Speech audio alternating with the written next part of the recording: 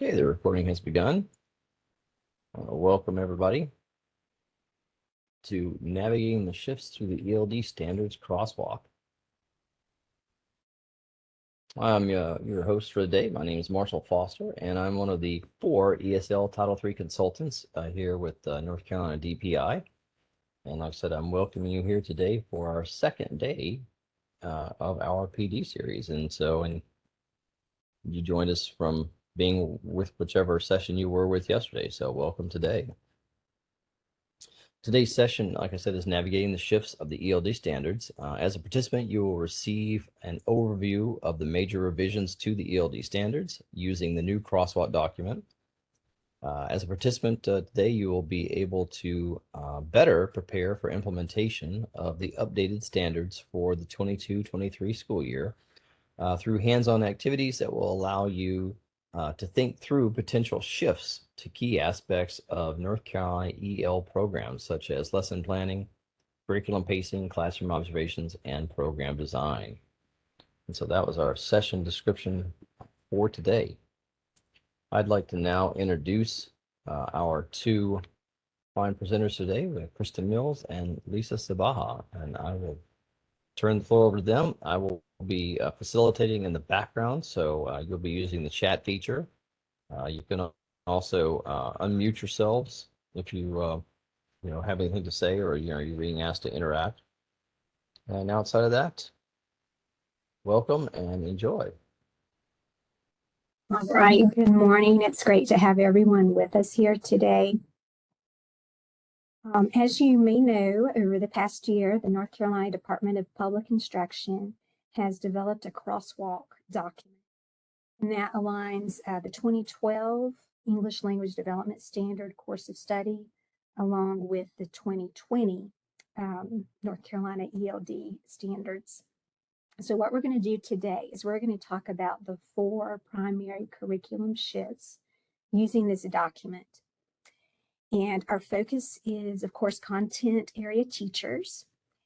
And as a content area teacher, you may or may not be familiar with what the ELD standards were in the past, but it's important for you to know what has changed and where we are now. And we feel this is useful in the classroom, and it will help you support co-teaching with other ESL or ML teachers, along with collaboration with ESL educators in your district or your school. So we are going to share some links that we'd like for you to pull up. There are several links that I'm placing now in the chat. There is a link to our slide deck first, and then there's also a link to the conference notebook, which we're going to talk about in just a second, and a link to the crosswalk document itself. So if you want to pull these up in separate tabs, we'll be referring to these throughout the presentation, and that would be helpful for you. Okay. We also want to encourage you to tweet about this conference, and the hashtag is on the first slide. It's hashtag NC ELD 22. Okay, so if we can go to the next slide, please. Perfect. All right, so you also have the link for the content area teachers to your conference notebook. And if you attended any workshops yesterday, you already have this opened. If not, you can click on the link and make a copy. And this is a place where you can type notes, you can compile your ideas and reflections throughout this multilingual learner conference this week. And after making a copy, you can complete the artifact from each session. You can add different comments, and then there are also annotation tools at the end of the notebook, so you can add post-it notes, you can copy and paste different stickers and focus on specific points. You can also add slides to the conference notebook, and so that way you can type more information using a text box. We're also going to give you a place to share your conference notebook, and that is through Go Open, and that information is on page 6.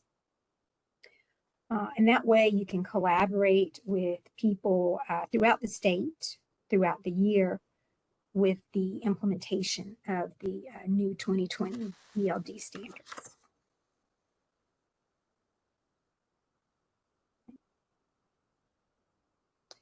You don't actually have to turn this notebook into us, but if you receive CEUs from your district, they might request to see documentation of your attendance, and this would be a good product to have. Okay, so now we're going to do introductions. If you haven't already, please type your content area in the chat so we can know who's with us today. And if you can go to the next slide, Kristen.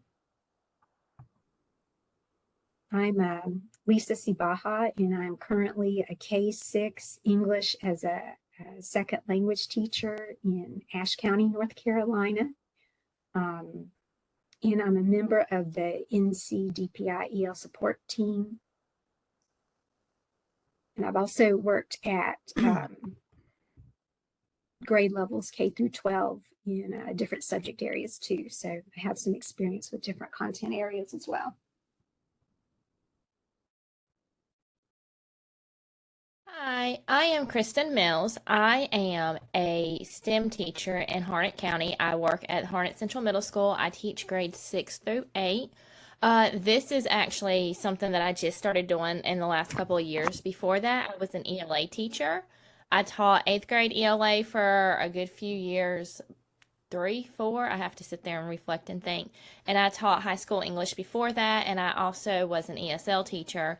So I taught high school English to newcomers at that, all the different Englishes with other students in there as well. But I was the one teacher for everybody. So that was a really exciting time getting through all of that. But content seems to be where I tend to find myself. So I'm amongst a lot of my people. I've seen a lot of ELA people. So welcome, and welcome everybody else. I've seen science. I believe I saw some social studies, elementary. I think we have almost every content area here, Lisa. So yes, there's social studies. So that's really exciting. So we hope that we are able to give y'all lots of great resources today. Really quick, we just want to go over a few logistics and then we will get started. So ensure your microphone is muted. This is just a respect thing so that everyone's able to hear at all times. Sometimes there's background noise when our microphones are all unmuted, or it can also create an echo for others. You will have the option to unmute during discussion activities, and also when we are doing those discussion activities, we really do encourage you to speak out, that make that discussion as lively as possible. Cameras off if needed. If you notice it's lagging, that will help with the bandwidth. I know that there might be times if I start to break up and I see that, then I will cut my camera off. If the slide deck starts to lag because I'm sharing my screen, I'll cut the camera off. If you're having issues, that's usually the first step, is just to cut your camera off, see if that makes the virtual platform work a little better. WebEx had a moment there. And then last but not least, actively participate. We want you to get all the knowledge possible out of today's session. In order to make that happen, that takes all of us. And so we really want y'all to participate discussion-wise. Anytime you have a question, please put it in the chat box.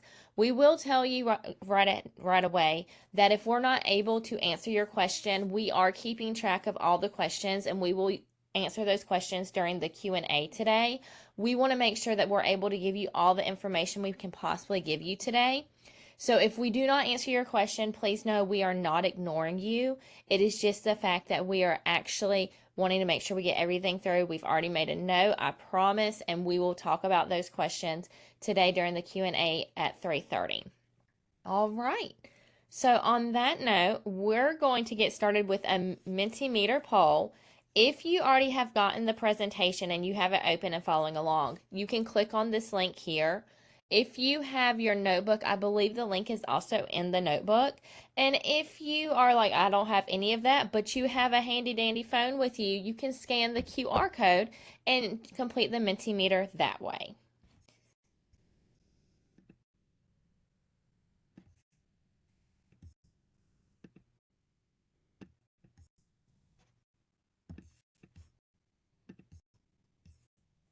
All right.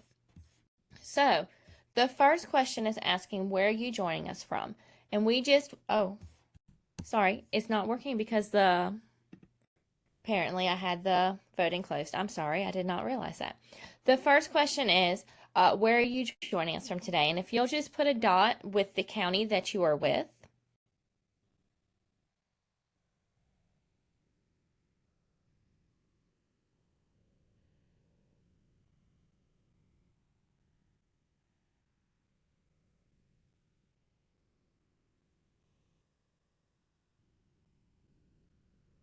Oh, I have other people from Harnett County. That's exciting. Welcome, my fellow peeps.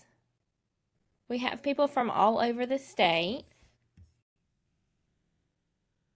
All right, I'm going to give you about 30 seconds.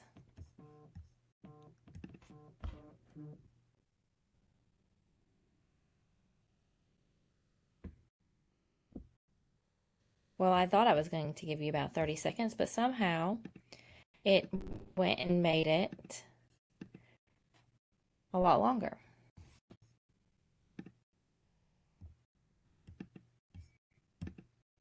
Okay, 10 seconds. There we go.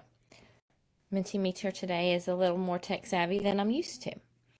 All right. So, yes, we have people from all over the state. This is exciting. This is really probably the most beneficial part of online PD is that we're really able to get everyone from across the state to join us.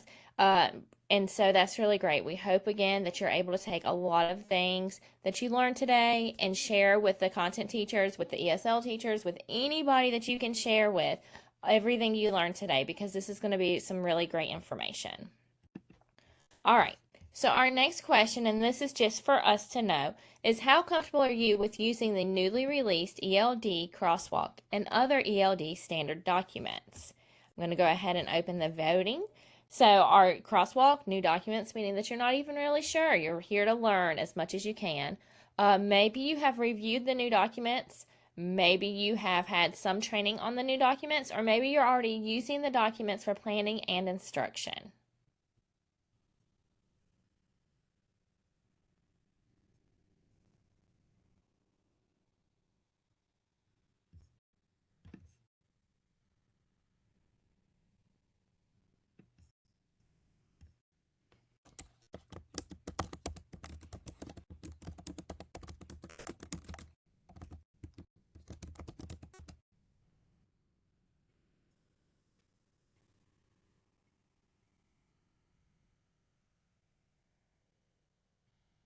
All right.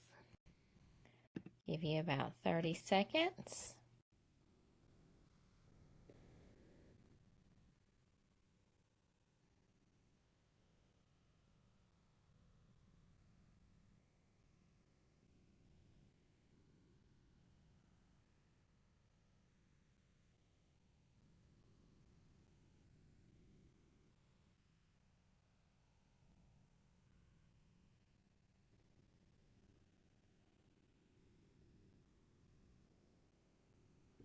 All right. So I see that we have one person who is already using the new documents for planning instruction.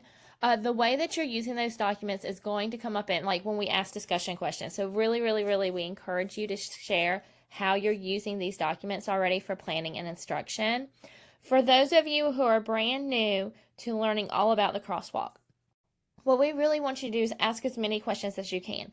Even if we're not able to answer your questions right now, we are able to take those questions to the Q&A, discuss them then, but it really gives us ideas on what the questions are to make sure that these questions get answered. So ask as many questions as you can, because that just helps everybody. And then everyone else, any type of success question, anything you've had, Share, share, share. The more we share, the more knowledgeable we come. So that was just our quick little Mentimeter so that we could kind of get to know each other. What we're going to do is we're going to transfer back over to the slide deck and get started with our presentation. All right. So really quick, we have one more question for you. What is your why? So we all come for various reasons. Maybe it is to learn, maybe it's to network, maybe it's just because you need PD credits and you said, hey, I can do this at home. That's awesome. That works because you know you're going to get something out of it and add something to your teacher toolkit. But our question is, what is your why? Why are you here? You can either type in the chat box like what you're hoping to get out of today's session, or feel free to unmute and share what you're hoping to get out of today's session.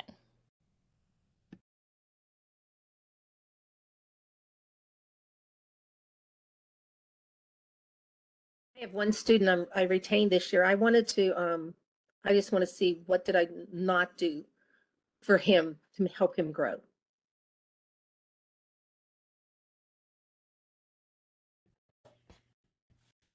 All right. And I will say that that is a great reason. And let's take that and look at how we can help all of our students. And I say this because this is something we all struggle with. Is sometimes it's finding that connection. Sometimes it's just there's something that we didn't see that, you know what I mean? Like even with the MTSS process, I have a student who went through that process and we discovered so many things that we did not realize, like gaps in education that he had from all the way from kindergarten through third grade, and then COVID hit, so it's everything else went down. So I really love that question, and I really think that we should all look at it as how can we make all of our students continue to grow, especially with overcoming everything they have to overcome from the past few years of virtual learning.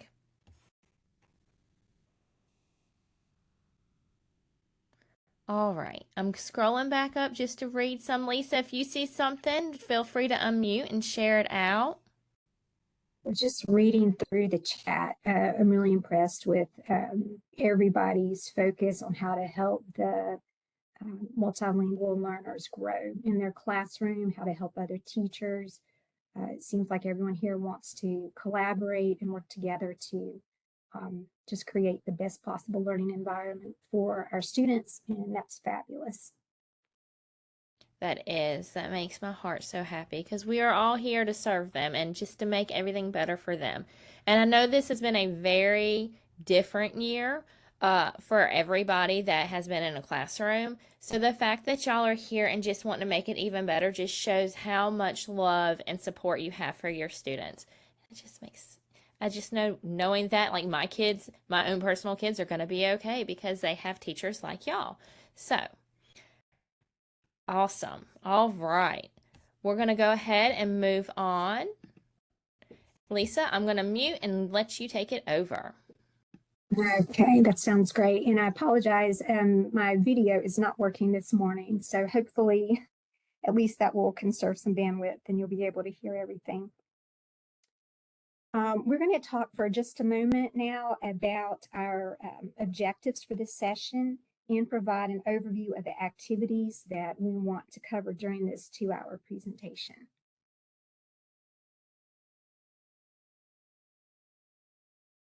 Okay, so if we can go to the next slide. Our outline for this presentation includes an overview of the Crosswalk document. And our plan is to compare and contrast the 2012 and the 2020 adopted standards here in North Carolina. We're also going to take a closer look at some of the major revisions by analyzing what each revision is, first of all, why the revision impacts instruction, and how to implement it. As I mentioned earlier, there are 4 revisions that we're going to focus on.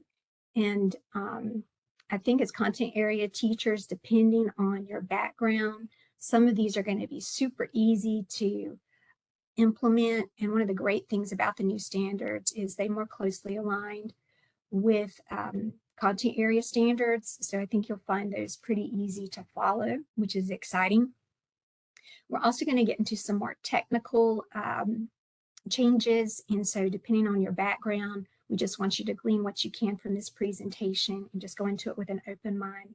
It's a lot of information, but it's also very exciting, and we're looking forward to sharing it. So we're going to talk a little bit about how to utilize the crosswalk as well, and how that might apply in your lesson plans and co-teaching within your classroom.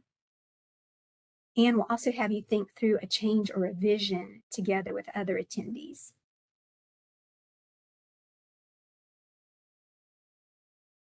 Next, we're going to look at an example or a screenshot of the crosswalk.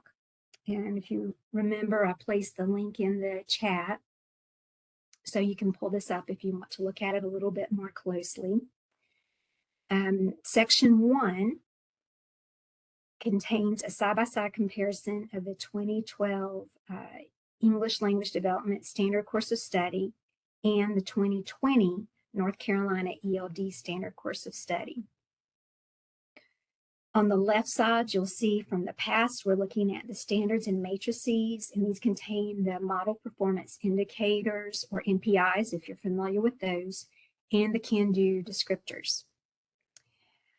There's some links on the left side that actually take you to the 2012 standards so that you can study them a little bit more carefully. They're pretty in-depth, so we decided for space in this crosswalk document, it was better to actually include the links. And please remember to download the document so the links become active and you can rotate the images as needed.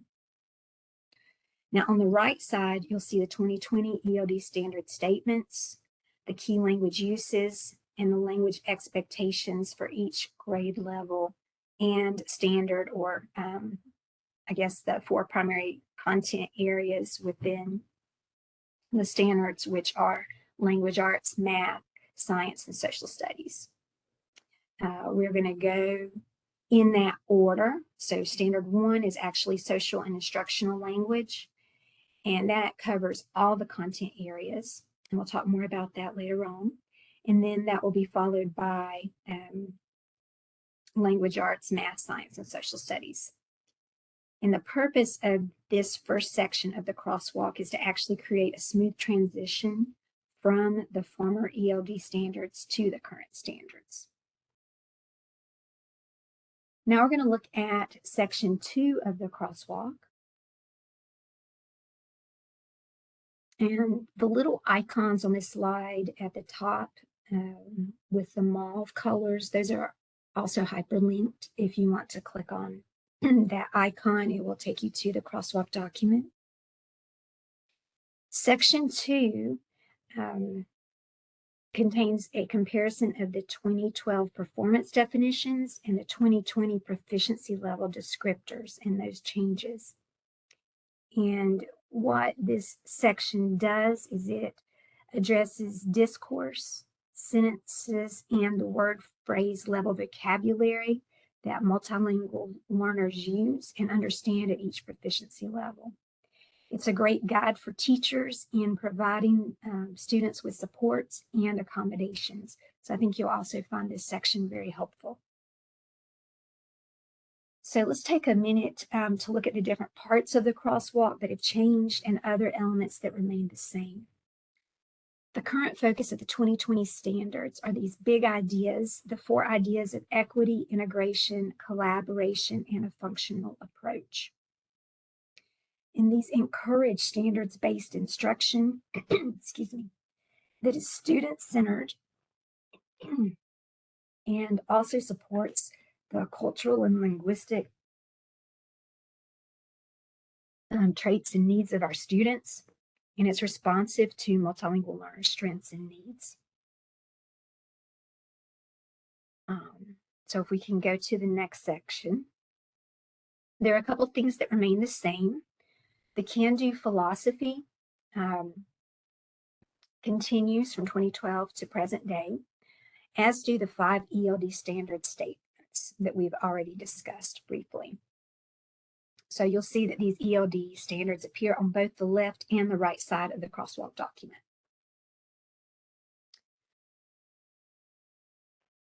So what we're going to do at this time is we're going to start looking at those 4 changes and how to implement them in the classroom.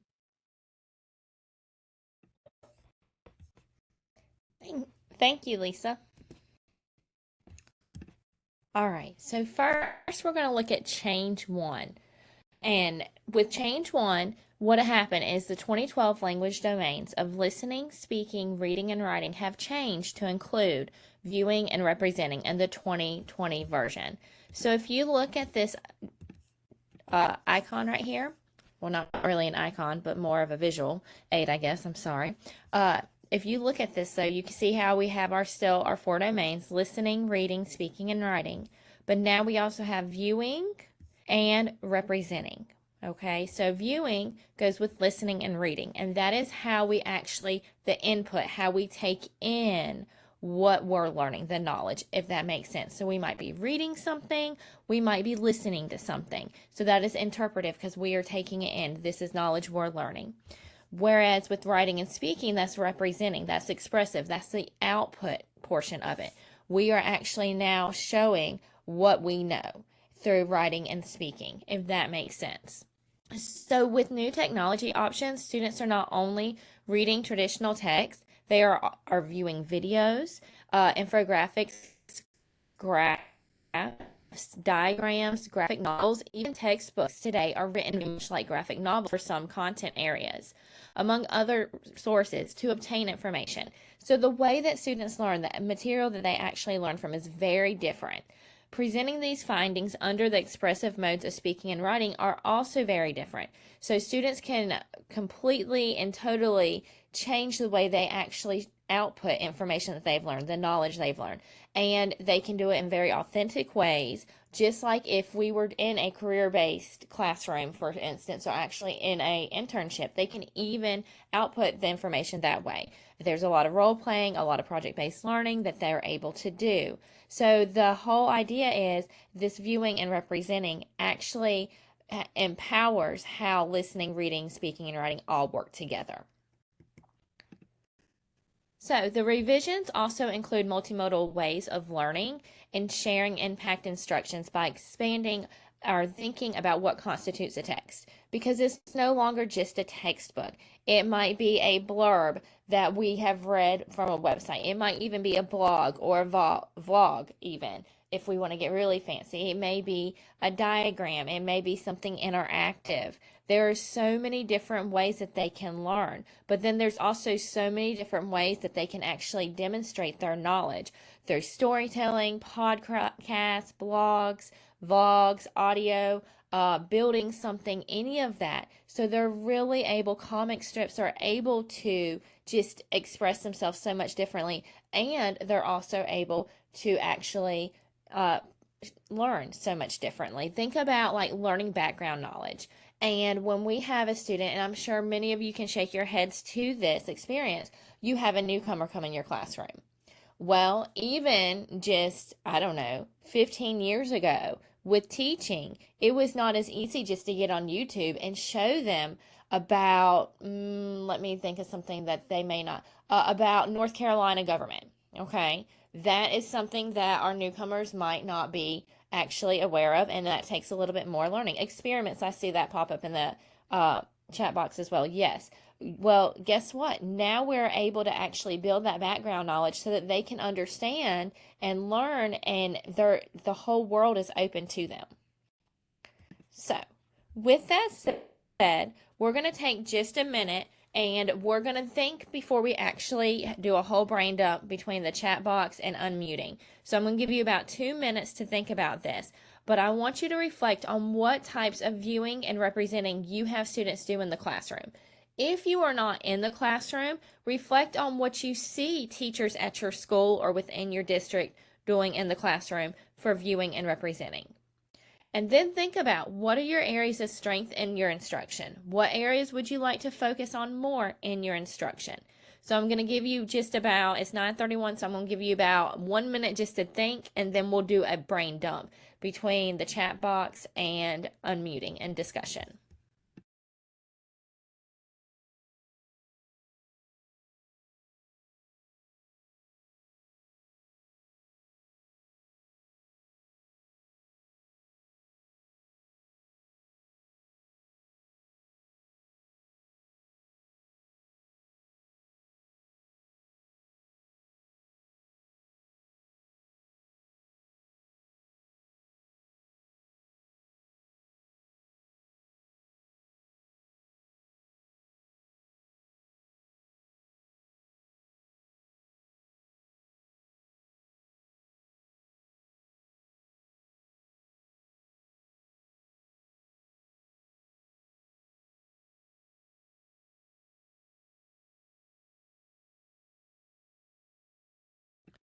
All right, so I see some people have already put some thoughts in the chat. Feel free to add whatever you can think of. How do you use viewing and representing in the classroom? What are your strengths for instruction? What areas would you like to focus on more? Feel free to unmute, share with us, or type in the chat box.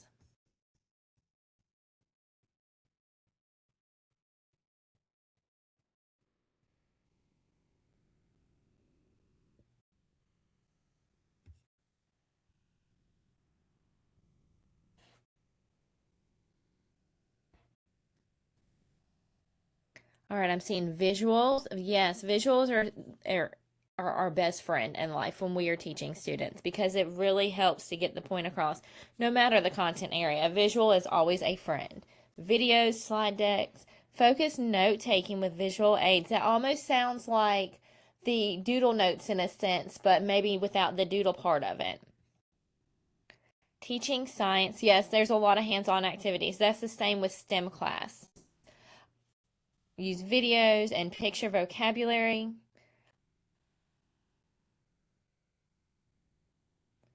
I Doing like read how out, you're already thinking. Oh, I'm sorry, go ahead. I was going to say, just doing read alouds. I'm with kindergarten, so we're doing read alouds. The videos for introducing concepts or reviewing concepts of sounds, of letters. Yes, and they've improved so much too. We did not have those videos when we were children learning. No. So, my daughter, well, she just finished first grade, and she would come home with all these different songs. I'm like, oh, that would have been nice.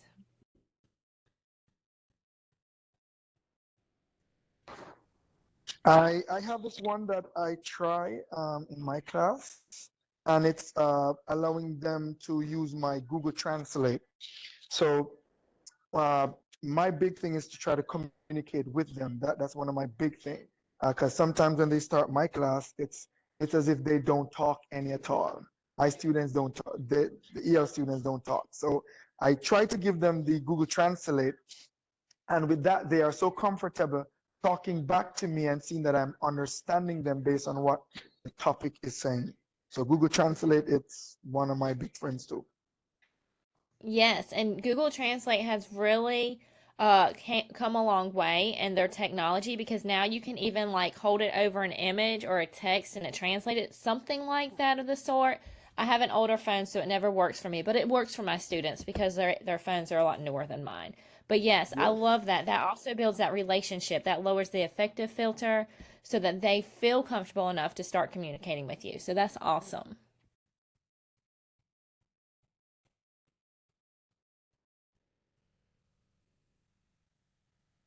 There's a lot of great ideas here. Yes, in PE, there's a lot of demonstrations, most definitely, and visuals. Yes, I agree. Sketch doodle notes. I love doodle notes. I'm not sure how many of you have ever tried using those, but it just seems like kids don't complain when you use doodle notes. So I absolutely love those. Inquiry-based instruction. Yes, letting them ask that why and figuring things out. I'm seeing a lot of great ideas.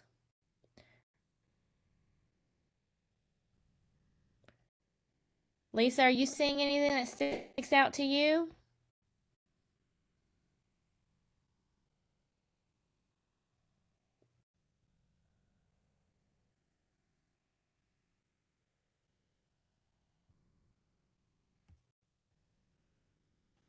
Student experiences. I think that's something that we could all focus more on, especially with yesterday in our session, someone was talking about how they're able to do virtual reality field trips with their students and how it like they can go to different countries and that sort of thing. Those experiences right there in the classroom that we can even do with them for learning. It's just amazing. Flipgrid is so great. Once they got over the hunch of, oh gosh, I have to be on this camera thing, they realized this is a lot of fun. And I think these are some fantastic ideas. I love all the multimodal activities and strategies and modes of presentation. I would encourage everyone to maybe copy the information from the chat and paste that in their conference notebook so that they'll have these ideas that are shared, because since this meeting is online, all the information comes very rapidly, and I think it takes a little while to process it. So if you do that, you can save the notes and reflect on them throughout the summer months. I agree. All right. On that note, thank you, Lisa, for that good advice. I'm going to go ahead and hand it over to you for change 2. Great. Thank you. So I think change 1 is very easy to implement. Change 2 also. And this is a shift from the key uses of recount, explain, argue, and discuss to the key language uses. And what is changed here is recount has actually been replaced by narrate and inform. Explain and argue remain the same. And discuss as a key use is now embedded in all of the key language uses, but it's not listed as a separate genre family. And one thing this shift does is it aligns a lot with the, I think the North Carolina Standard Course of Study and some other content areas, especially ELA, where students write narratives and informative and explanatory text and opinion pieces. So this is something that really aligns with what you may be doing in the classroom. But we're going to give you some specific ideas for implementation over the next few slides. Okay, so if we can see the next one. Back in October of 2020, I attended an online workshop with Rita, and it was a webinar on the key language uses, lesson planning. And they gave us an example with the topic of the water cycle. So I applied that lesson framework to a unit on 3rd grade volcanoes and landforms, which you see here. And I found this to be a really easy transition. It's not necessary to include all 4 key language uses in each unit, but I just wanted to try it out. So I said, okay, I'm gonna explore these 4 areas and see what it looks like. And I had students post their products within a Google slide presentation that we created as a class, and they seemed to enjoy that.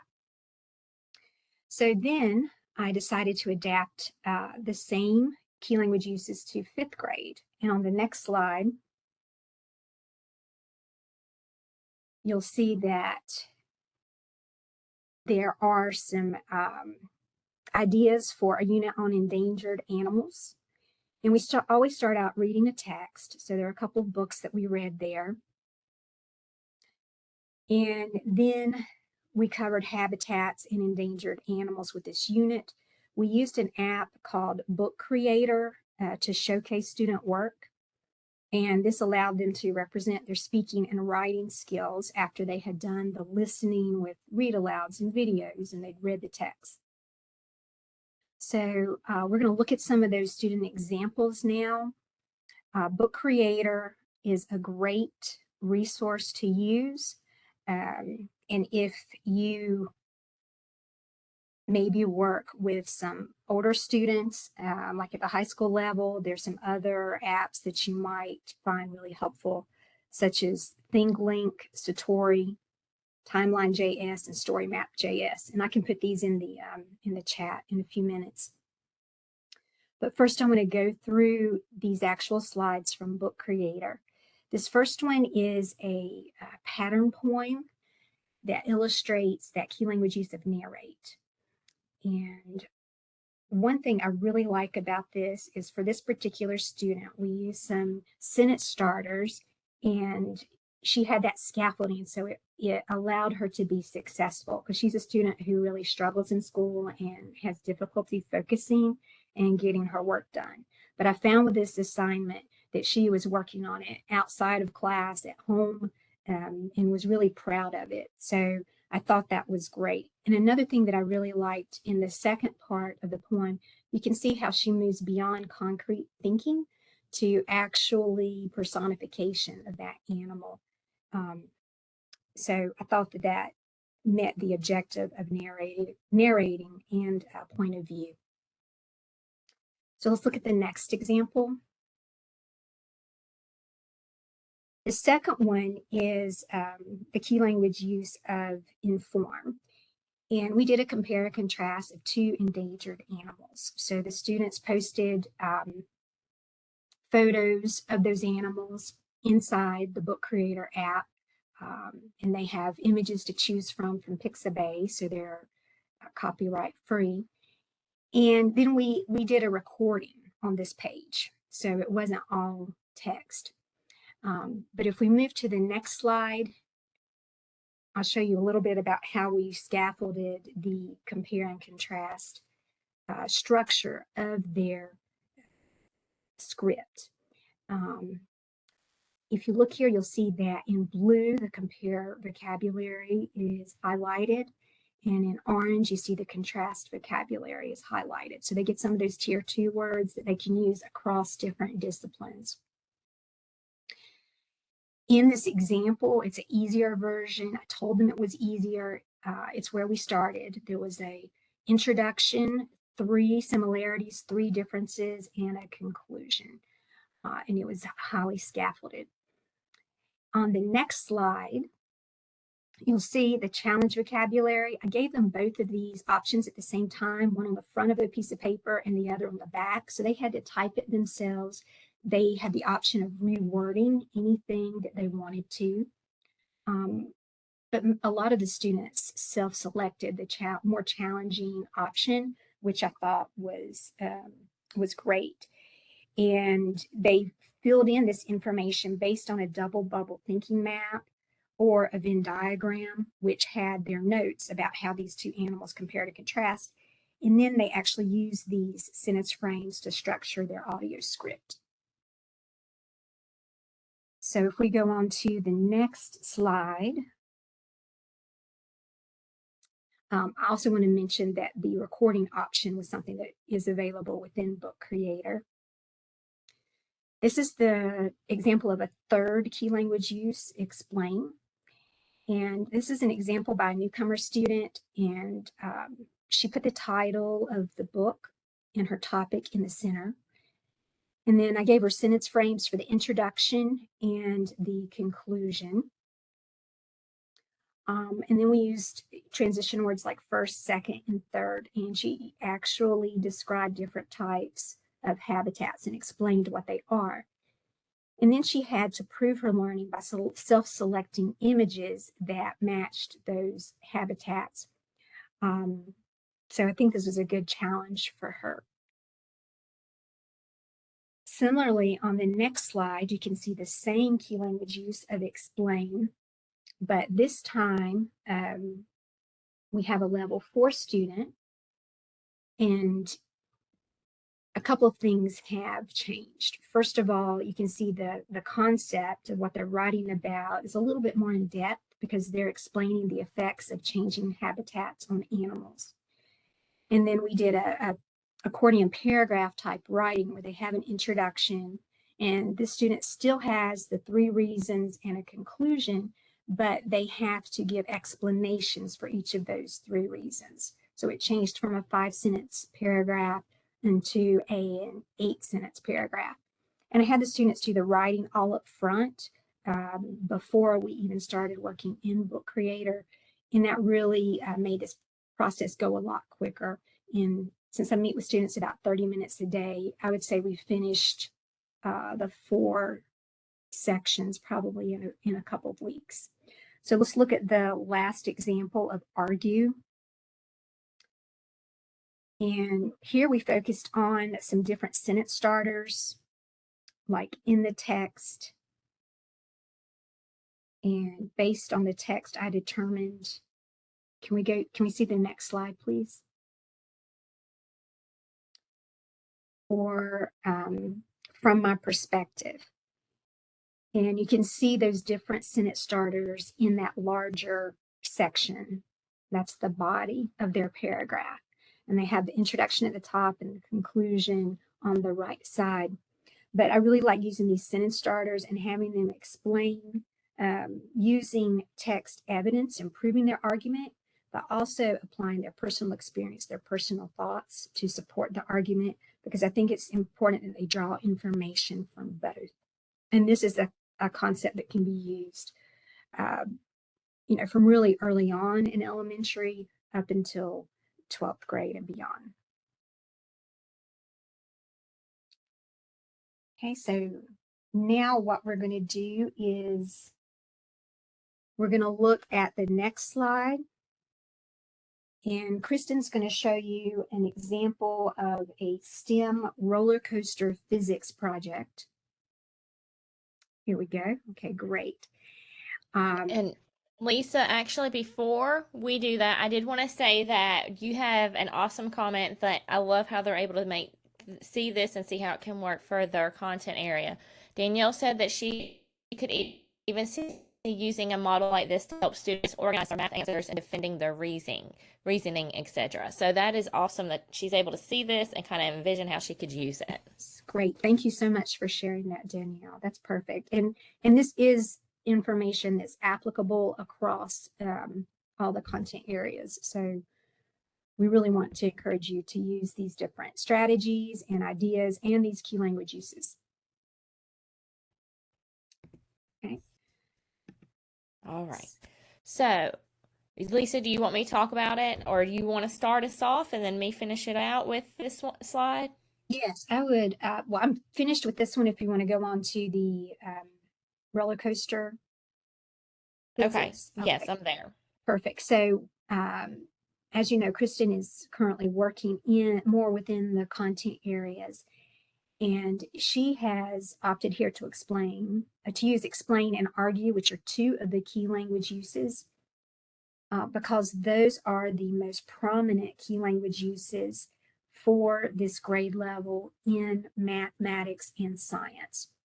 And so she's going to tell you a little bit about how the students explained their project and the physics behind it, and also how they provided reasoning during presentations to try to prove why their roller coaster project was the most exciting.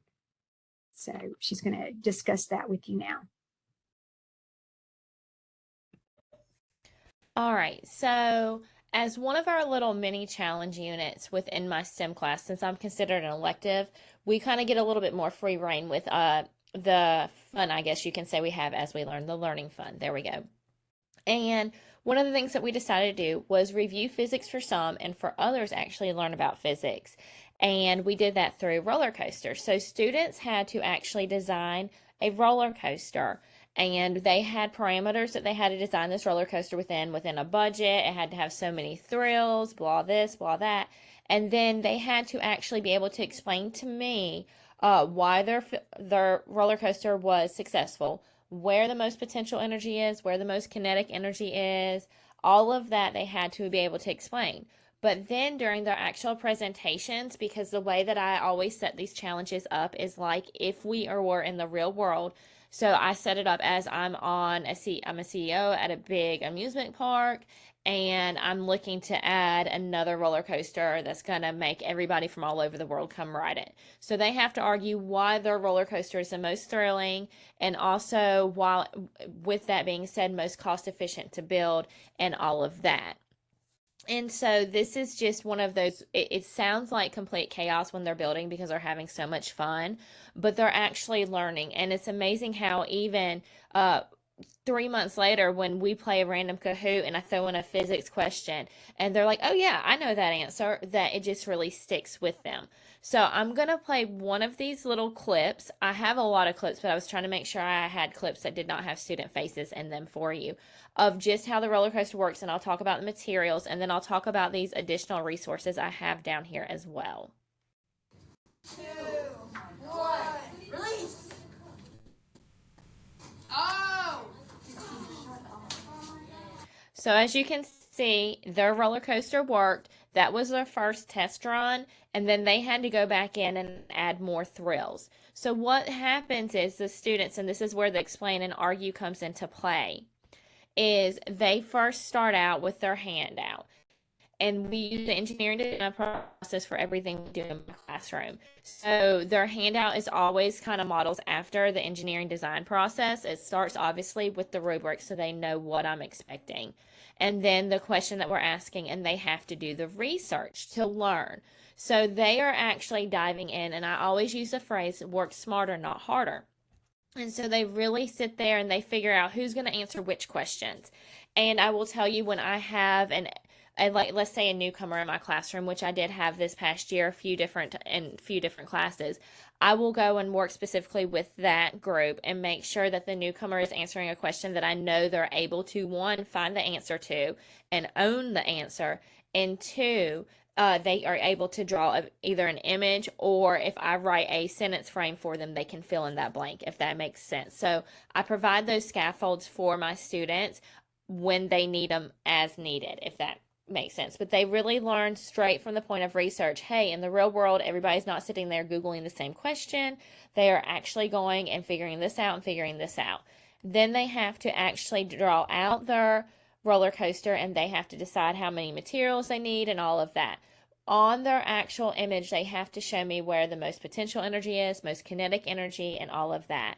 And they even have a purchase order, so they have to do the math. And it really does surprise me when they go to do the math. They want a calculator. I'm like, oh, I don't have any calculators. And they have to actually figure out how to multiply these large amounts, because I try to model it after the real world. So for instance, the cost of lumber has gone up in price. So to buy lumber for their roller coaster is much more expensive than it used to be, that sort of thing. And they're given the budget and they're like, oh, that's so much money, until they go to build. They're like, oh, maybe not. And then also what I provide each student with, and this is just something I post in Google Classroom for them, is they get where they're able to do all of their research. So they're able to learn, like we had said, with the multimodal ways. They can read about roller coasters and how they work. They can watch videos about roller coasters and how they work. There's even interactive links so that they can actually sit there and build a roller coaster and see if they can make it work. If you see something with DE, I want to preface that is Discovery Education. Our district has accounts for the science teachers. And since I'm teaching STEM, I'm able to have an account as well. So if you're not able to get into that link, that would be why. But so as you can see, even when they are just viewing the information, okay, they're learning, they're taking it all in. They have all these different multimodal ways of learning. And then we're able to go back and they take their notes. But a lot of what they do for the output, I actually see when they go in and they're doing their demonstrations and they're testing it. I can hear it. There's a lot of formative observations there. Then when they actually do their presentations, they create posters. They come all out like they are true business people. And it's really, really great to see. So that's just how I'm able to use this in my classroom. And as you can see, these right here fall right in line with my actual lesson objectives. It's not me going out of my way. It's really me making sure there's a purpose for the academic language that they're using. All right. I'm not sure if there was anything in the notes about that. I see somebody's done something similar with 7th grade science. Awesome. Yes, right. Oh, I love how, thank you, Lisa. That's you that gave all of those digital resources. Minecraft is really great to be able, they love doing Minecraft. I learned that too when we got to do that one year. They were just amazed at building mazes within Minecraft. All right, Lisa, I'm gonna hand it back over to you. Okay. Maybe. There we go. All right, great. So as we look on the next slide, I'm going to show you a resource from WIDA that they've provided, and there's a link on the page so you can access it. And I really like this chart because it tells you the key language use on the left, and it gives you some different examples and sample classroom applications and what that would look like. So we would like to challenge you to think about how you could use key language uses in your classroom. Another resource that we have is within the Crosswalk itself, and you can see that's on the right side. And this is an example from grades 4 and 5 science. And it shows you that primarily the most prominent key language uses are explain and argue. So those are the ones that would be, I guess, most important to focus on first within the different grade levels. So what we're going to ask you to do now is to think about a change in your classroom or a way that you would use these key language uses of narrate, inform, explain, and argue in the content areas. So if we can move on to the next slide.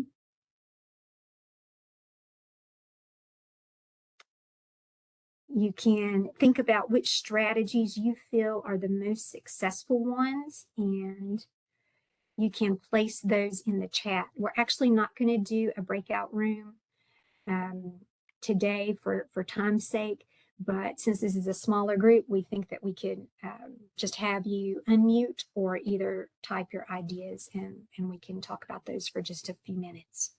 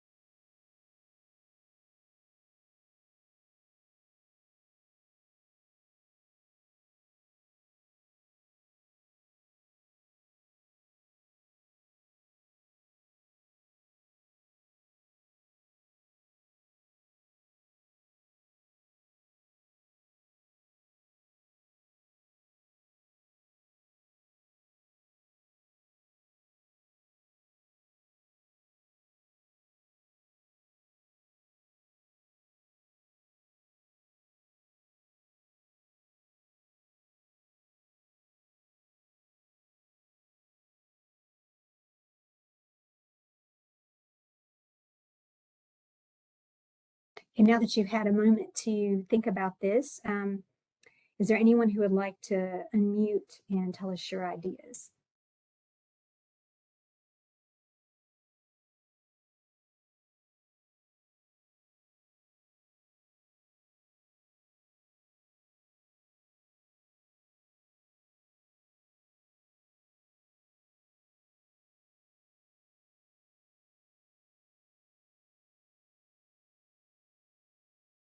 Well, we've got a lot of great ideas coming in the chat, so let's look at those for just a minute.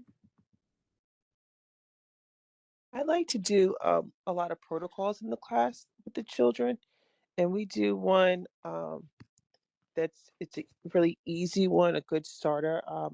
I see, I think, and I wonder. I see, I notice, I wonder, and it it's really easy for kids at that initial stage of trying to inform and explain. Because at first they're just looking, what do you really see at the image or the text?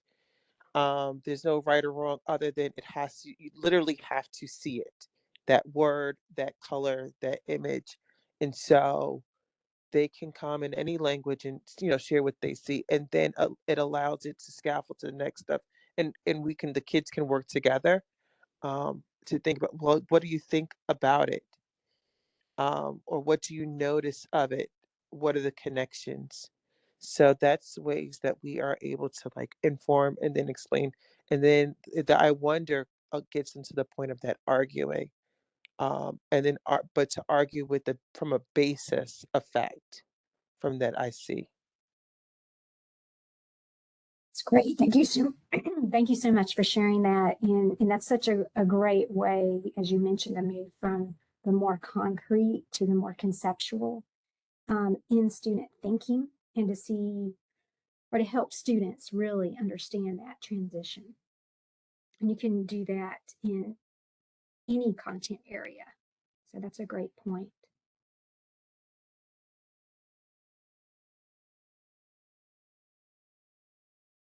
Just I looking. realize that, I'm sorry. Oh, no, go ahead. I realize that for my grade 8 science, I am a Jamaican and I'm here teaching in North Carolina.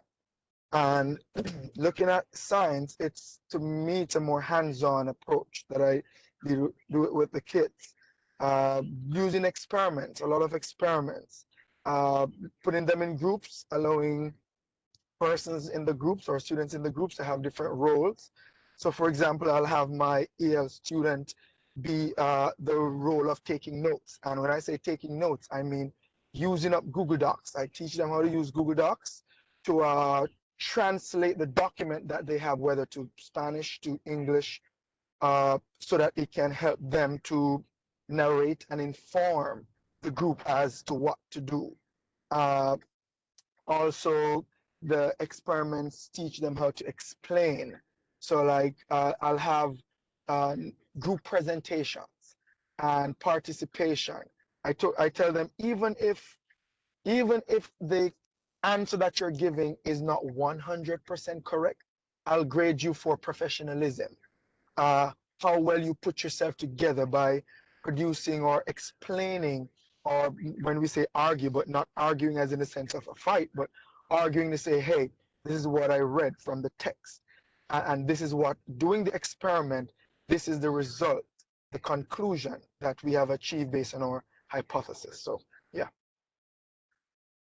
That's great. I absolutely love experiments, and that's such a great point because it engages the students, and it gives them something visual and something tangible that they can explain and argue and really give information about. So that's a great point to mention. Thank you so much.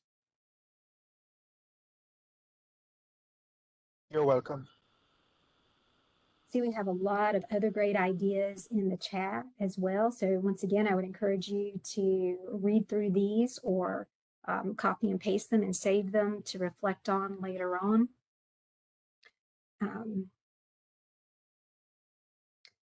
Just looking through the list, we have how science and math allow themselves very easily for argue and explain. Once again, think, wonder. See, think and wonder is great for narrate and can extend to inform and explain. In kindergarten, verbal communication is a big skill, and I would argue that that's important at all grade levels, K through 12. We really need to get students taking ownership and speaking about their learning, and that will help increase their vocabulary across the board, especially those academic, the academic language. I also like the idea of reading books and having a class book fair, having students dress up and present. That's so important to have them actually use those different registers of not just their informal classroom or friend language, but where they have to actually focus on professionalism and what that looks like in a more professional register. So that's great. Presentations are wonderful with students too. Using different graphic organizers, that's a huge scaffold.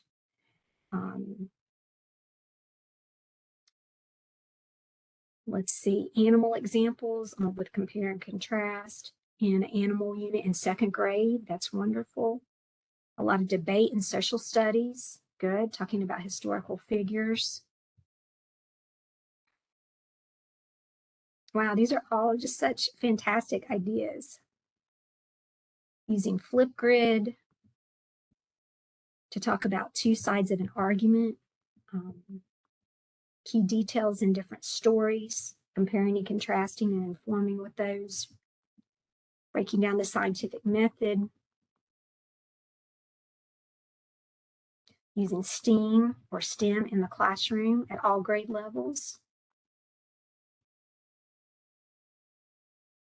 justifying their thinking even with concepts like synonyms and antonyms. That's great.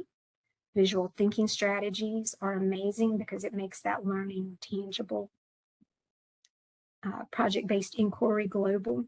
That's another method I love to use, that you can integrate a lot of different content and also really engage the students and show tangible learning. Choice boards, films, timelines, explaining articles, project-based learning science fair, math talks, students teaching other students, and interesting, grouping different ways of investigating music from the background information to the musical characteristics present in the song.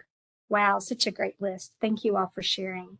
I hope you take some of these ideas back to your classroom and can incorporate them this year and really think about the key language uses of narrate, inform, explain, and argue when working with not just your ELs, but all students, since these are best practices. All right, Kristen, if there's anything else you want to add, that would be great, or we can move on to change 3. I just want to say that this is also so many great ideas. Again, I will repeat what Lisa had suggested earlier and just copy and paste, if nothing else, at the very end of today's session before you log out. Copy and paste everything from the chat so you can go back in and actually digest all of these great suggestions and ideas. Even if it's not something that pertains to you, it might pertain to one of your teacher buddies at school, and you can give them this great idea to start off their next year. So I really do just want to reiterate that. All right. I think it's time for a break, Lisa. We're going to do a quick 5-minute break. I'm going to preface with the fact that we had to play with the video yesterday, so the sound actually would work.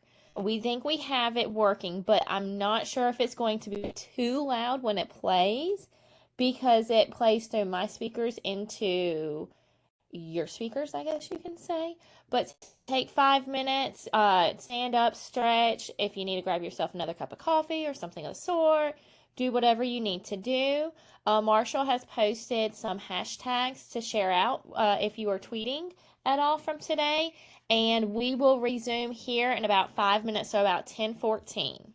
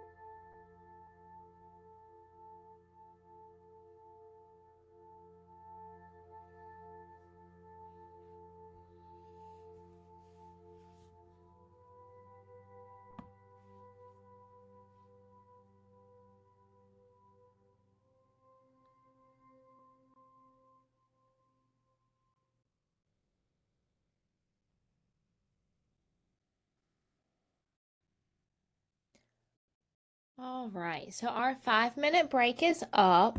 We're going to go ahead and get back started. We have about 45 minutes left, and we want to make sure that we have plenty of time to dive deep into change 3 and change 4. So I don't know why it wants to do that, but it does. All right, so we're going to go ahead and move on to change number 3. So change number 3 shows a shift from the 2012 model performance indicators, as you see illustrated above right here. All right, this is what the MPIs looked like in 2012, to the actual language expectations of 2020, which is just much more, I guess, in a sense, simpler and to the point. It's very directed and purposeful in why they did this. So this was a response from WIDA to request to retire the generative MPIs. The MPIs really were based on the can-do descriptors. The can-do descriptors are really, really a great resource. If you have not ever heard of these or seen these, I believe, Lisa, correct me if I'm wrong, don't we have them linked later in the additional resource slide for everyone?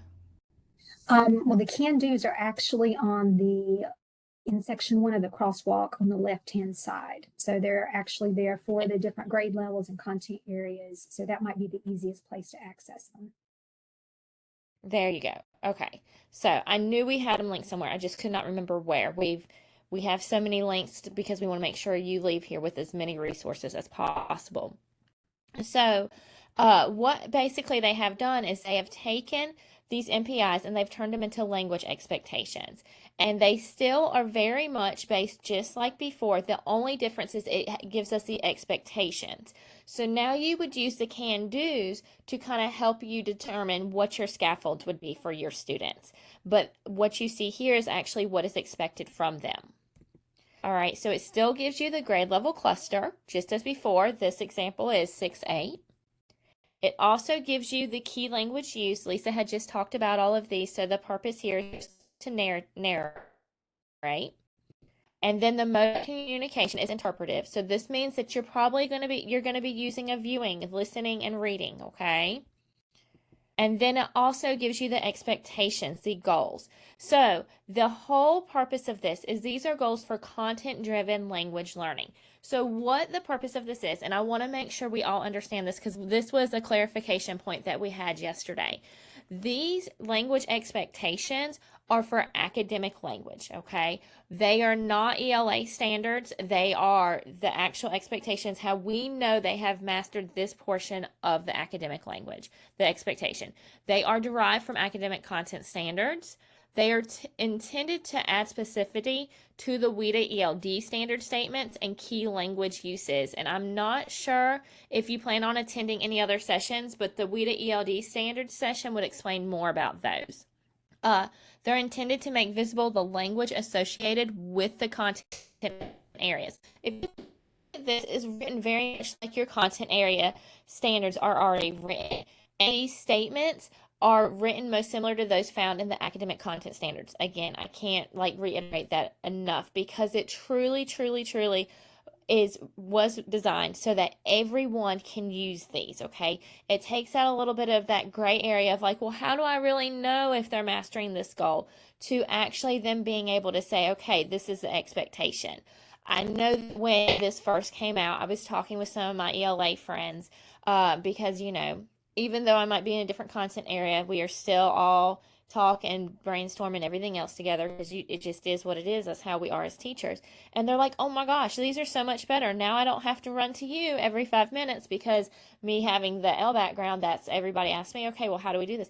Now I know what they need to be, what's expected of them, and I can totally give them the scaffolds they need to meet these expectations.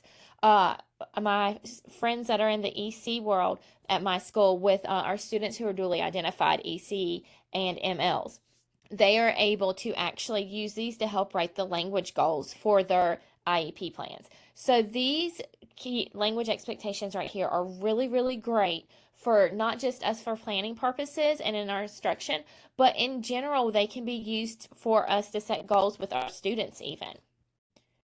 All right. So this slide, and I'm going to kind of take it step by step if it will let me, is going to show you, okay, here are the 2012 MIPs, okay? And again, there's a link there. You can download and rotate the pages as needed. And here's the example. You see how it breaks it down. These are the can-do descriptors right here that we were talking about. Okay, and so you have all of this here. This is 2012. We are now here with 2020. So this is just a revision. It is not like brand new, never been seen before. It just has been revised so that, in my personal opinion, and I say this because it truly is, it's so that it is more teacher friendly. We are able to apply this in our classrooms immediately as content teachers, if that makes sense. So on the right side, you see the 2020 language expectations here. You see how this is the same exact information, but instead of us seeing what each level is, we are actually seeing what the expectations are for mastery. Does that make sense? So we're able to then go back and use those can-do descriptors to help create our scaffolds for our students to be able to master these expectations.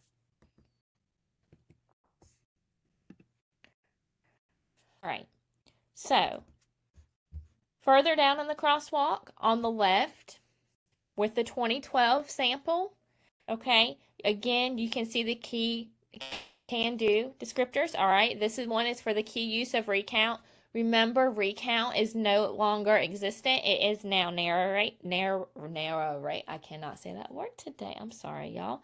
Okay, and then again, we have the 2020 language expectations. So this is just a comparison for you. Feel free to go in and dive in a little deeper and really look at this, and you'll be able to see the differences, okay? Again, it was all designed so that they're strategically written like the academic standards we already see for our content areas. Okay, so this is an example of how educators would use NPIs in the past. And this example came out of Lisa's district. A teacher in her district actually created this example, and it is the NPIs. And it was really going to look at, and I'm sorry, I've got to move my little chat box out of the way, but it is meeting the ELA standard reading literature 5, okay? Determine the meaning of words and phrases as they're used in the text. So in other words, vocabulary building. And it shows you at each level what students are going to be doing, okay? This is the NPI. Now, this is the same exact standard here. Same exact thing. The only difference is this is designed and written with the language expectations, if that makes sense. So it's the same thing. The only difference is we're using the 2020 language expectations. So now we know what is expected of our students. And in bold there in italics it says add precision and details to define, describe, compare, and classify topic and or entity. So that is what their goal is for this lesson. Okay, if you notice, not all 4 of these language expectations are highlighted, or not highlighted, italicized and bold. That's okay. It is no different than when we're choosing our content standards and we have A, B, C, D within those standards and sometimes all the way to G. We may not be teaching every part of that, but we might be teaching just one subsection of that. That is okay. Do not feel overwhelmed by all of this. And we really want to preface with this really just helps not just your MLs, but all students. And when we say that, think about if you have all of your students using the academic language, that is really going to help them own that academic language. That therefore, then when they do go to take a test for you or they go to apply it in a project, they truly understand it because they know and understand that academic language. We're going to look at a student example. We're only going to look at slides 1 through 2. And again, this is a student example. Lisa's going to talk about the remaining slides when she discusses with you. So with slide 1, the student was instructed to basically create a Freyer model for the vocabulary word extraordinary. So they had to include the definition, they had to explain the GIF, they had to create, okay? Again, this is a student sample, so therefore you are able, or you'll notice that there are some vocabulary or misspellings. That is because it's actually student created, okay? And we did not go in and fix those corrections for them. Then on slide 2, they are actually writing. This is where they're using that detail. They're showing they actually understand how to use the word, okay? This is all that language expectation is asking of them to do, and here was the task that they did. They wrote the sentences for it. Now, how do we know they've met it based on that? Well, did they add precision and detail to define, describe, compare, and classify? And as you look at this, that you can see that they use their word extraordinary and that they change colors. That tells us they know what it means. They also use the word in place of extraordinary, camouflage, to talk about how they are able to change their colors as well. Okay? So that is just one example. Again, we are no longer doing the MPIs like this. This is still a great resource because it kind of shows you the scaffolds that are in place. But we're using language expectations now. All right? So, with that said, we're going to look at social and instructional language expectations. And we're going to look at this because this relates to everybody in all content areas, specifically argue. For the 2012 MPIs, we have them hyperlinked here because it was just a lot of information and we did not want to put all of that information on one slide. So we have K3 here and grades 4 through 12 here. For the language expectations based on the 2020 revisions, we have argue here. It tells you what the expectations are, what they should be able to do to argue, okay? And then also, again, for grades 4 or 12. Now, the one thing that I really do want to reiterate is that these language expectations are for academic language. So we really want to make sure they're using academic language for these language expectations. And Lisa gave some really great examples with the sentence frames for compare and contrast. That is when, if they're going to be arguing and providing a reason, we are wanting to make sure that there's a purpose in that. And we provide those scaffolds like sentence frames for that. And here's another example. We're actually going to use this example in just a moment and think about it for our grade level, okay? Again, this is the same exact thing that you have just seen. The only difference is that we don't have a topic yet, okay? We don't have a connection, and your grade level cluster would be yours. And we're going to ask you to do in just a moment is to kind of use this and think about what activities you could do for argue. Okay, which activities could you do for listening, reading, which is known as viewing now? What activities expressive could you do for speaking and writing? You know, them representing that output of argue. And we've included the language expectations for K3 here, and we've included the language expectations for 412 here in this column. I was looking, I'm not seeing any questions in the chat box at the moment, so I'm going with everybody is good. I don't want anybody to be so thrown for a loop that you're completely like, stop, hold the presses, okay? All right, so what we are going to do is we want you to think about how to implement change 3. Think about the shift from the model performance indicators to language expectations. Now remember, the MPIs, that was that big colorful chart that had levels 1, 2, 3, 4, 5, and then 6 vertically, very small, and it had everything there and what students were doing at each level, okay? The language expectations are giving us what is expected of them. Just like with our content area standards, it gives us what is expected of our students. So what we're asking you to do, and I will go back to the slide before just so you have it, is to revisit the comparison within your grade level for ELD Standard 1, Social and Instructional Language, from the previous slide. What do you notice, and how will this impact instruction in your classroom or content area? So think about things as simple as at the beginning of the year, with protocols, with the way things are done in your classroom. How can these language expectations, when you're teaching those first back to school lessons, oops, I went the wrong way, I'm sorry guys. When you're teaching those back to school lessons, how can these language expectations impact your instruction? So I'm going to give you just a moment, probably about a minute. I will mute and just kind of let you look at this. Think about how you could use these in your classroom. And then we'll go ahead after that minute and we'll add to the chat box, and feel free to unmute.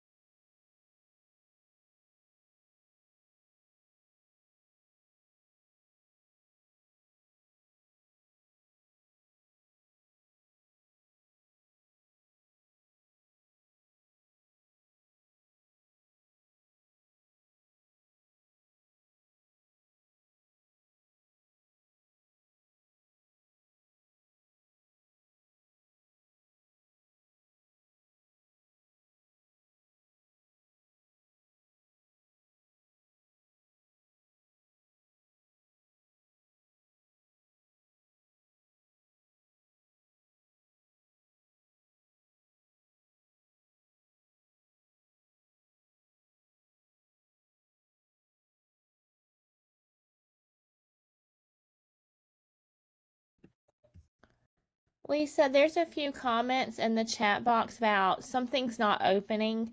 I'm not quite sure what it is that's not opening. Can you investigate by chance? Yes, and I just clicked on the link again and it opened up for me and I reposted that in the chat. I'm hoping that that works. I want to try that newly posted link. It works now.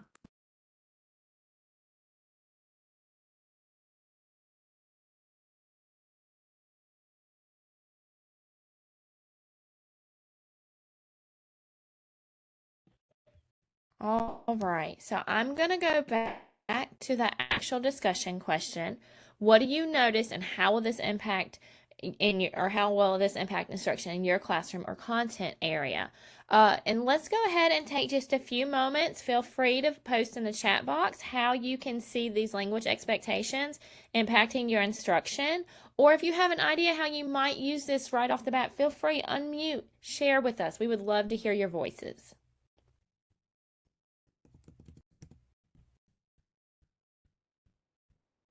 I think right away in math, when I have two students working in a group or solving problems and having to debate their perspective and how they got to the answer result that they got to, I think it would help, like, not just the EL student, but all of the students to better word their answers and to find the right language to express what they're trying to say and portray.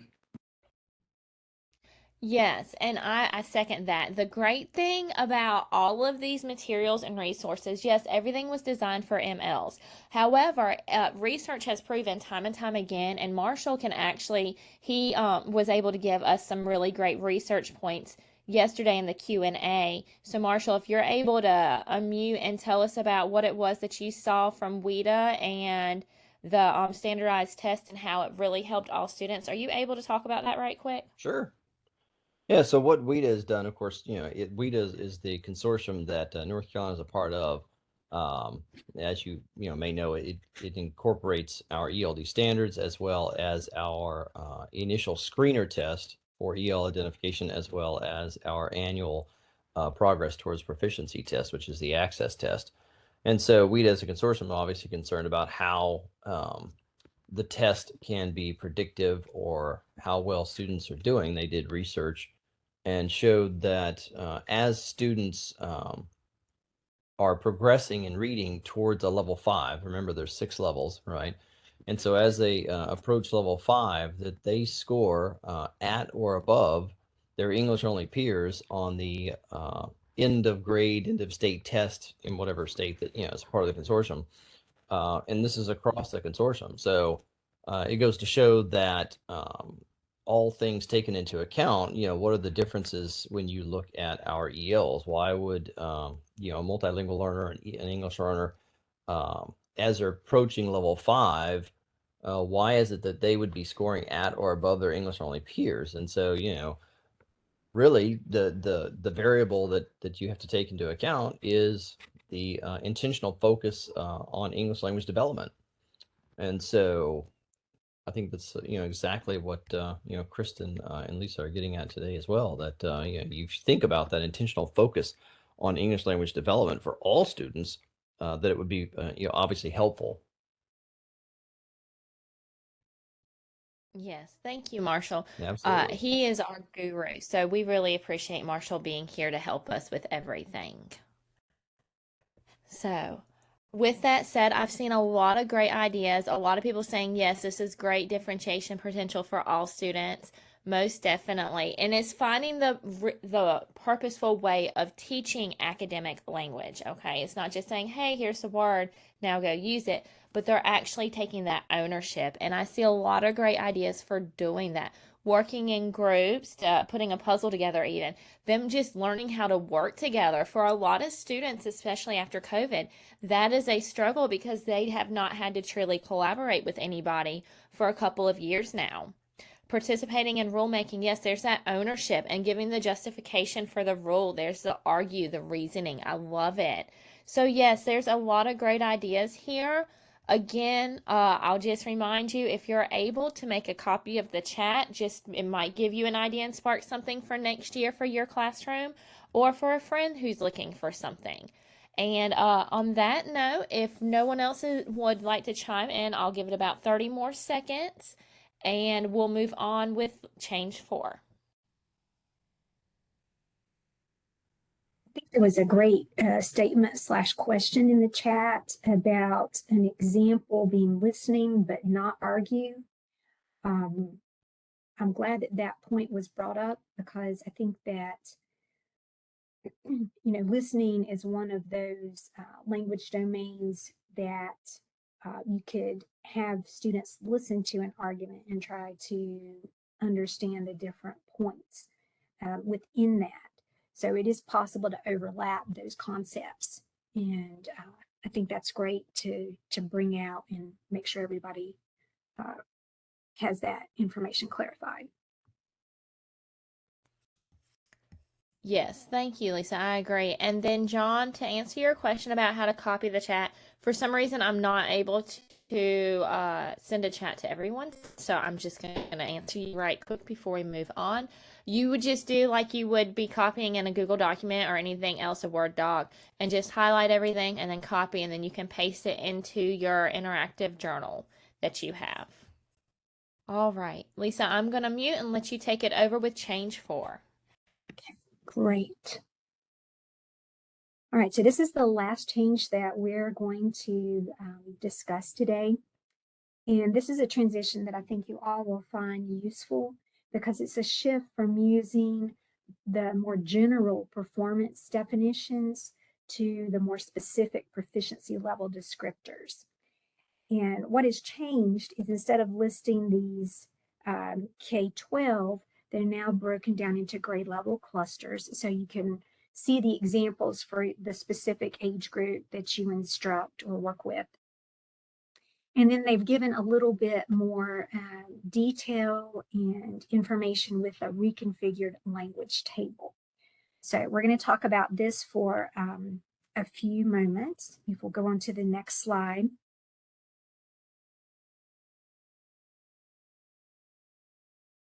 One thing I really like about the proficiency level descriptors is they give us ideas for scaffolding and how to differentiate for students at different levels. And this is found in section 2 of the Crosswalk document. You can see at the top of the screen, there are 2 links that you could, when you're actually inside the document, choose, and it will take you directly to page 103, where the proficiency level descriptor section 2 begins. This screenshot shows grades 2 through 3. And when we were working on the crosswalk, this section seemed to fit very seamlessly.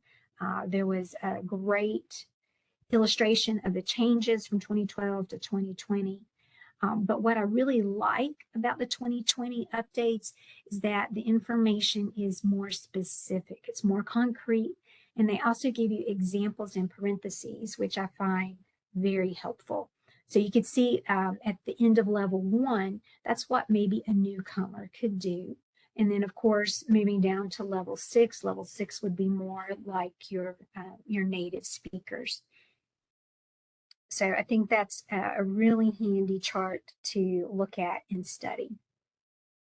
Okay, so if we can move on to the next slide. The next slide is going to show you the 2020 reconfigured language table. And it's going to show you how the criteria has changed from discourse. Okay, so we've always had this 3 dimensions of discourse, sentence, and word and phrase. But in the past, under discourse, they just had the criteria of language complexity. Now they've expanded this to include the criteria of how language is organized, its cohesion, and the density of the language. So this chart just gives you a little bit more information about some of the changes. Okay, so if we can go to the next slide.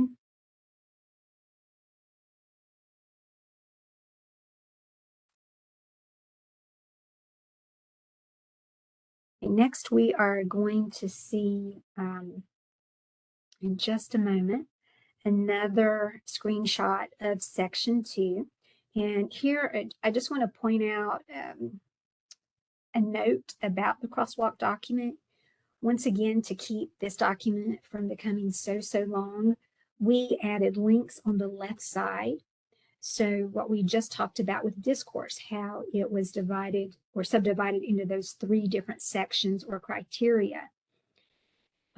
Instead of repeating the 2012 discourse 3 times, we just added the links here to save space and just, I guess, to keep everything a little bit more cohesive and succinct.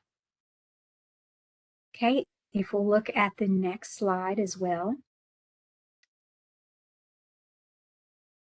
we are going to look specifically next at the sentence level. And we're going to refer back to that Freyer model dictionary that was digital that we looked at a few minutes ago. And we're going to look at how you can apply the proficiency level descriptors on the right side and use them with students in the classroom. So here you can see that a multilingual learner at level 1 could create sentence fragments, and they give you examples there.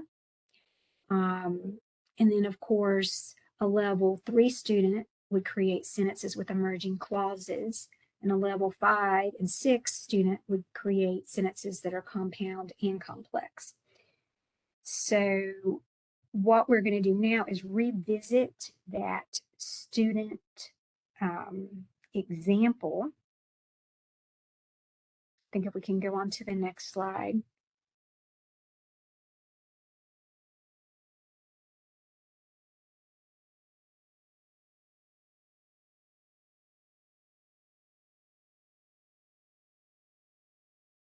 I think our WebEx is lagging just a little bit.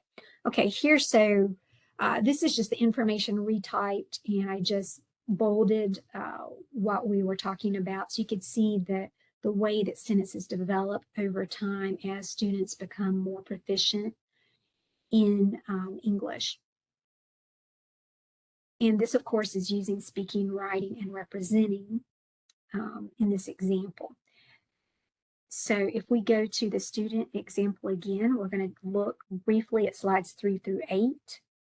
So you can see what this looks like in practice.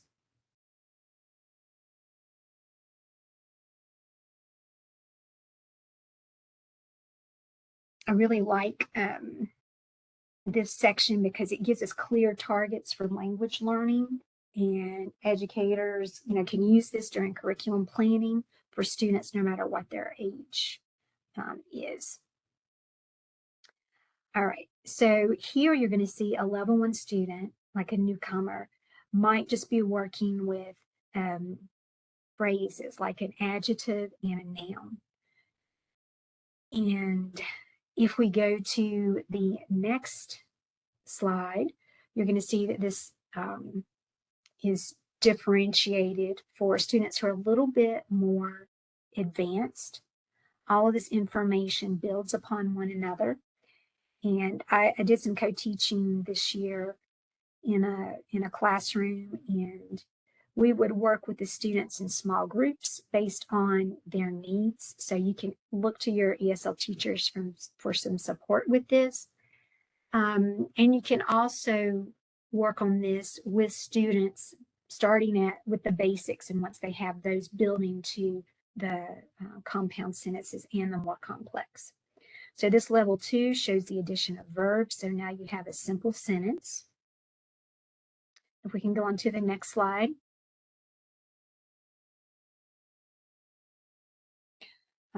Another thing I want to point out is you can see how these are color coded. So here the level 3 and 4 students who are writing compound sentences can see, hey, oh, okay, the nouns are purple, so those are repeated. The verbs are blue, that's repeated. And it's great if you do all different types of activities with the students within your content area. So maybe you're having a student write a sentence about a historical event. And you could construct that sentence yourself, put them on index cards, and have the students arrange themselves in the correct order to create a compound sentence that makes sense. And that really supports their language development, their sentence construction, and their content development. Okay, so let's move on to the next slide. Next, we have a level 5 student, and here you can move to more complex sentences. And with this, once again, with that tier 2 vocabulary that can be used across different content areas, they include the subordinating conjunctions, and we do practice with spelling those correctly, and really encouraging the students to take ownership of those words so that they can then incorporate them in their vocabulary, in their speaking and their writing to develop more complex language. And then the last example, level 6, shows how to include adverbs and prepositional phrases.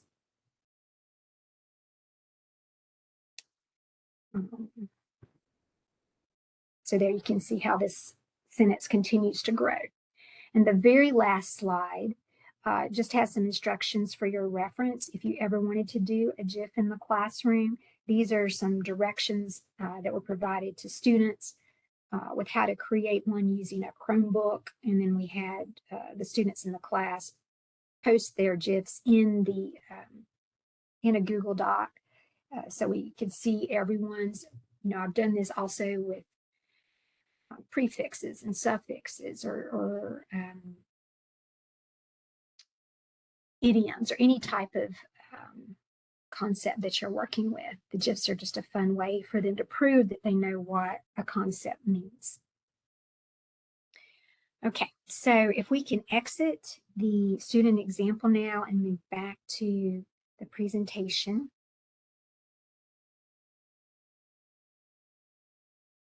Okay. We saw examples of all these different types of sentence constructions, from the most simple to the most complex. And if we can go to the next slide, we have about 12 minutes left. So we're going to take just a moment for you to think about the proficiency level descriptors and how they could impact instruction for your grade level.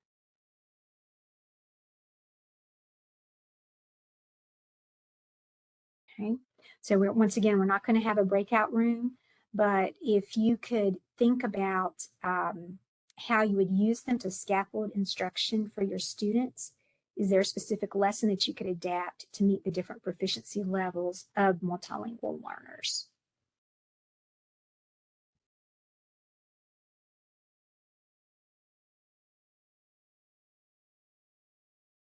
And once again, remember that begins on page 103 in section 2 of the Crosswalk document, which you all have a link to.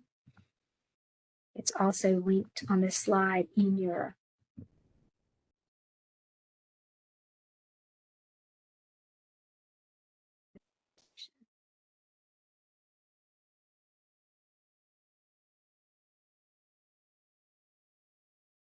it's posted again in the chat.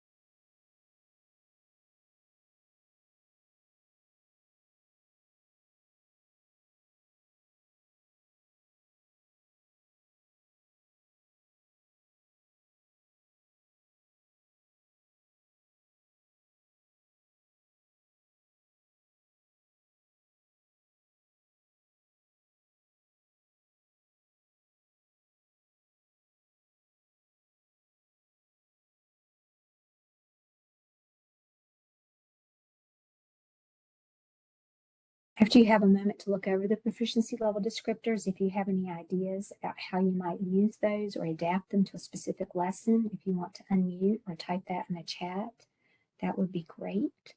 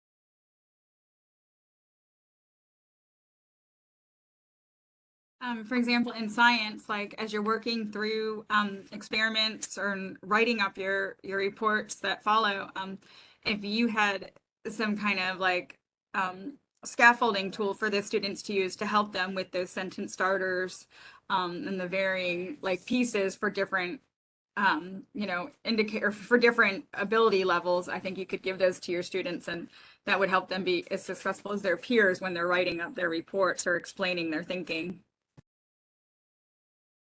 Yes, that's a great point. And I think including those sentence starters or sentence frames on the actual report will help the students who really need them. And then, of course, students who generally don't use them. So that's a great idea. And even like we said before, even giving this to even your EC students or even your regular ed students who maybe aren't at the same level as others, it is a best practice for anyone who might need it. Absolutely. So it's not going to be a detriment to anyone. It's only going to help your students. So that's why we would encourage you to do that. So thank you. And I also see a couple of comments in the chat. I'm going to go through those real quickly because I know we have just a few minutes till the end. So as the year begins, have students create a me bag or box that contains items or photos personally connected to them they can share. That's great. And you can also think about scaffolding the language that they use during that presentation. Word walls definitely help with vocabulary. And you can even think of the word wall or the word and phrase section of the proficiency level descriptors to help with that. Using resources such as story starters, word banks to prompt them to write. Excellent. Analyzing primary source documents in social studies and scaffolding the questions.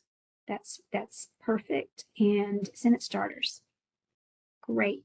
Thank you so much for sharing these. I would encourage you also to look at the examples in parentheses within the proficiency level descriptors to help guide you throughout the year.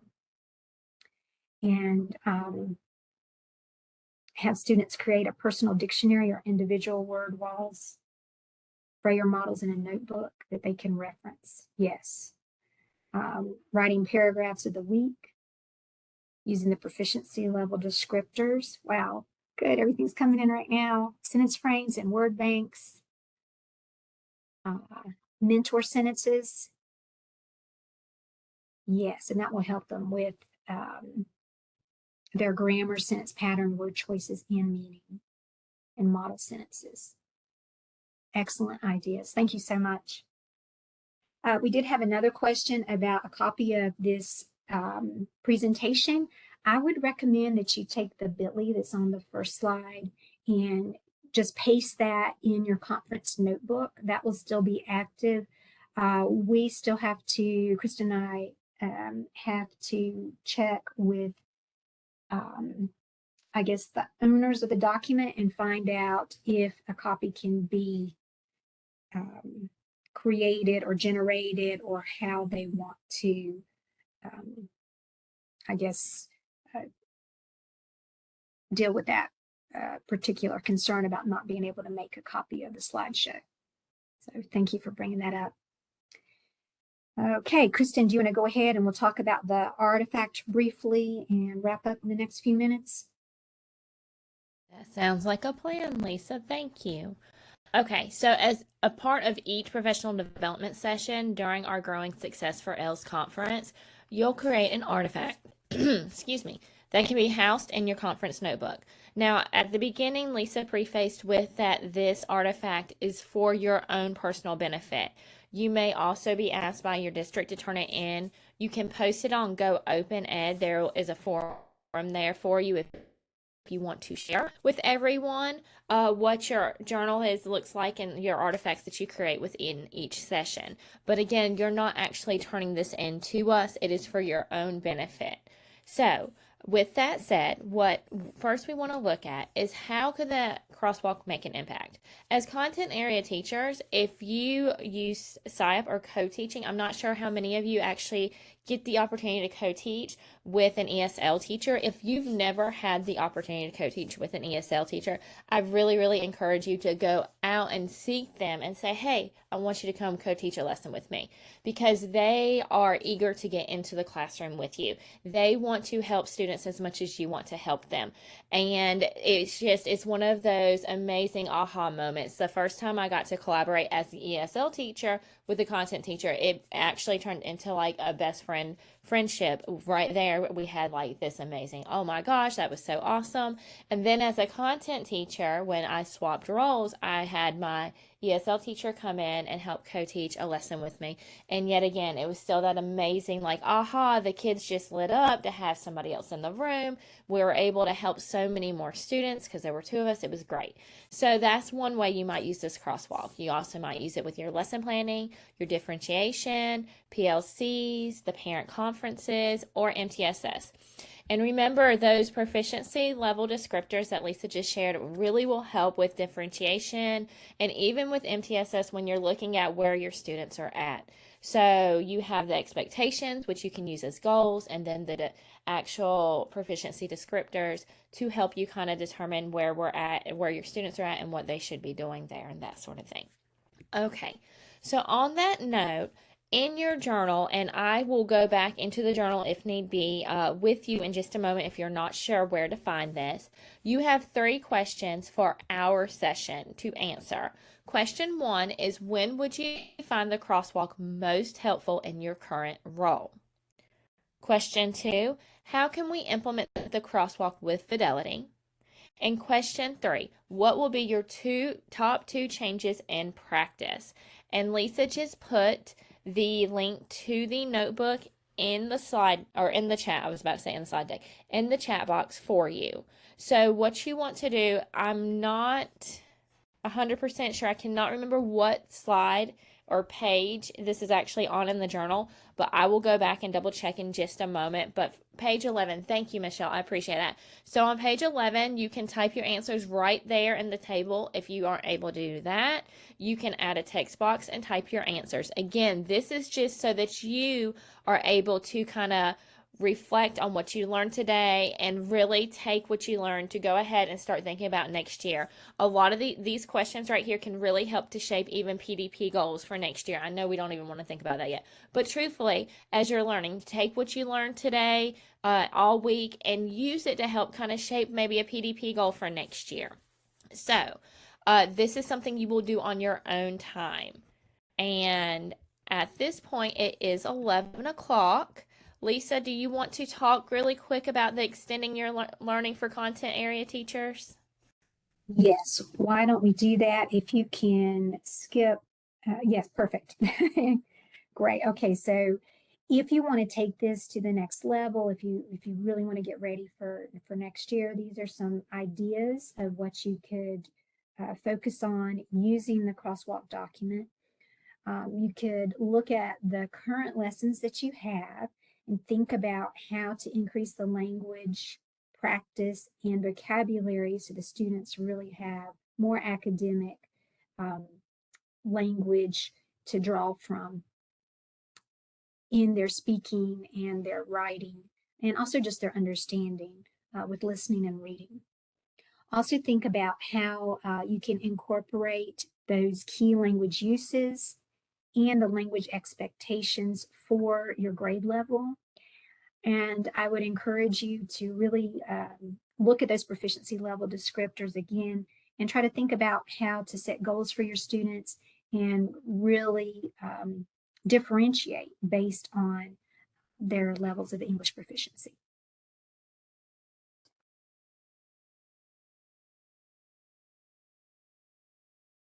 And this slide shows some resources that we think you all will find helpful.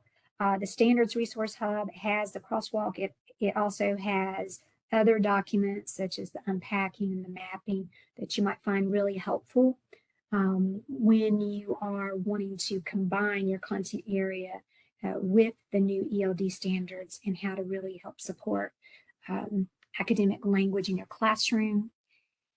There are a couple of more in-depth links about frequently asked questions related to the crosswalk, section 1 and section 2. And then if you're interested in more English language development or professional development learning, then what you can do is look at that link, and there's some great resources about future offerings, past offerings, current offerings. So please check that out.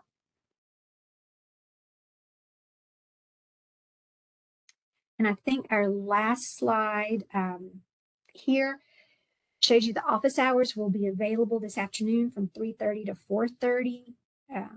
The link is here on this slide. If you want to join us, if there's anything else you can think of, or if you want to reflect between now and then and have some more questions, we'd love to chat with you then.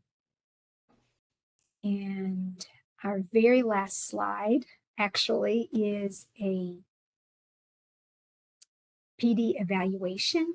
So if you don't mind taking a few minutes and just reflecting on our presentation today and providing your feedback, that is very important to us. And we once again really appreciate everyone's attendance and your participation and just your willingness to help multilingual learners throughout the state.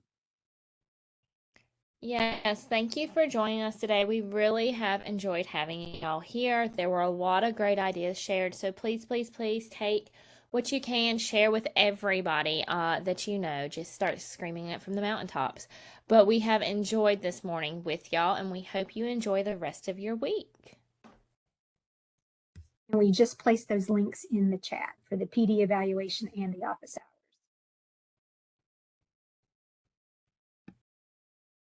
All right, thanks everyone for attending. I hope the professional development provided you with a lot of great resources and information. And we look forward to seeing you at the other sessions throughout the week. If you have any questions, don't hesitate to contact us. And as I said, visit us for office hours today from 3:30 to 4:30. I'm going to end the recording.